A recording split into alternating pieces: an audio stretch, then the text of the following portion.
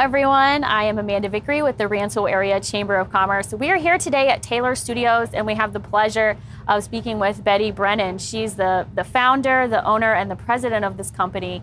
And Taylor Studios is a pillar of Rantoul and the community. So we're so happy that we get to talk to her today. Join us. How did Taylor Studios get started? Well, we had a very humble start, literally on a kitchen table in a garage and a renovated chicken coop and the loft and the horse barn.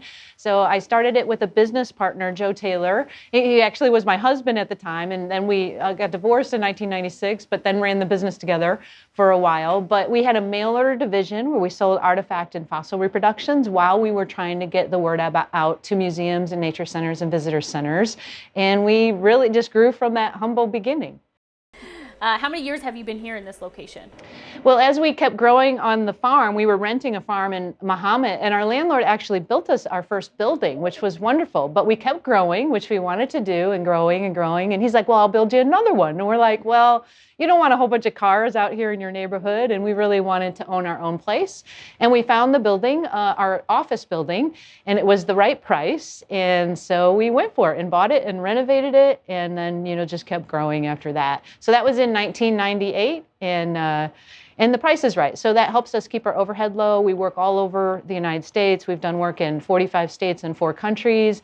So it's centrally located. There's 3 interstates that come through here. So we can service our clients all over the country, but yet keep our overhead low. So we give them more exhibit for their budget. We have 2 locations. So our office is over on Harmon Drive, and then this is our fabrication building. So we bought the office, and then I actually built 2 other buildings over there and bought another one. So we actually had 4 buildings over there over the early 2000s.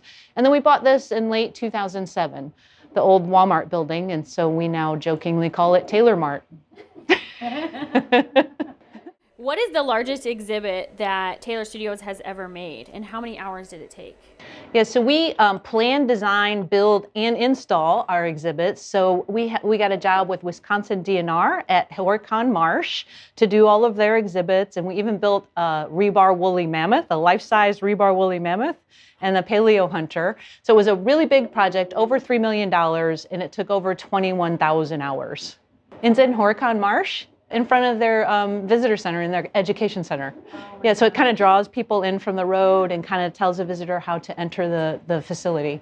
Where's the most local exhibit that you've made, or the one that's closest to us here in Rantoul? Sure, we've done work at Anita Purvis in Urbana. We've done several exhibits on the U of I campus. We've done signage for Busey Woods.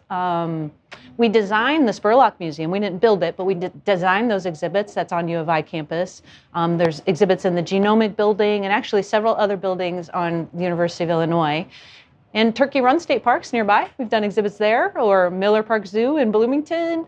Paxton, we've got a historical exhibit in Paxton, Illinois. So lots nearby. Where's the furthest exhibit located? I'm going to guess it's Iceland. Okay. Yeah, we built a giant rock wall covered with puffins and other birds. We had to build it in 3 different pieces because our ceiling wasn't tall enough and had to ship it there.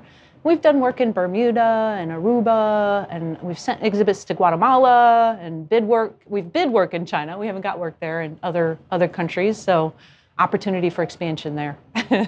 We know that you have the most awesome employees. I've looked on your website. Like, these people are amazing.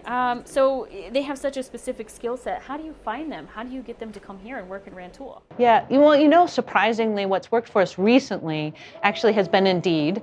And we recruit on there, and then that goes somewhat nationwide because we have brought people in from other states and other places. And then our website draws people, and so I think we have a lot of fans on Facebook, so then that draws them to our website. We have a very pretty big social media presence, so that draws people in. But yeah, just kind of your normal recruiting efforts. How does the process work for securing exhibits? Like for people that don't know anything about it, like, can you kind of walk through the process a little bit? Sure, yeah. Often it's a request for proposal system. We tend to build the relationships with the clients long before that. Otherwise, it tends not to work. But we have to put together a proposal. Often we'll have to go present, but to do a budget. It's actually very competitive. For how unique what we do is, there's actually many companies across the United States that do that and do a really good job. So it's a very competitive environment. So we only win about 20% of what we go after. And we put out, 130 proposals a year, something like that. So we average about 30 projects a year. Do you have a favorite exhibit that you guys have done? Yeah, it's interesting. Anyone you ask here, I think everybody would probably say something different because it's such a personal question, I think. And so for me, we designed and built some exhibits at Starved Rot State Park, and I grew up in Streeter.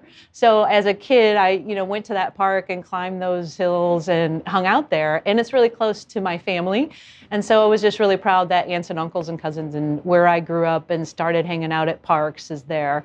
And so it's an older exhibit now. It's like 20 years ago. I think we did that in 2001, but it's just nice. And I worked at the glass factories in Streeter, and I donated an artifact and gave a Streeter brick. So I got to combine my hometown with a favorite exhibit. Like I said, we've done over 700 projects in the last 29 years, but I think I'd throw out, we did work at Gettysburg, their Cyclorama exhibit. And that was 18 semis of scenic work. And it's this immersive experience, audio, visual, light show. The mural that's there is actually an artifact. And we built what we call ground form, all the objects in front of the mural that have to match the mural. And it's just this amazing, historic, grand place to have an exhibit. But, there's so many. We've done work at the Smithsonian, Adler Planetarium, the World War II Museum in New Orleans, and the Marine Corps Museum, which we have some stuff on the floor right now for them. So it's hard to pick, but it's kind of cool to be part of our nation's history. What would you like to tell the community about yourself or Taylor Studios? I'm grateful to Rantoul. Rantoul has been really supportive of Taylor Studios and helped me out when I've needed it. So just thank you to Rantoul for supporting Taylor Studios as a business in your community.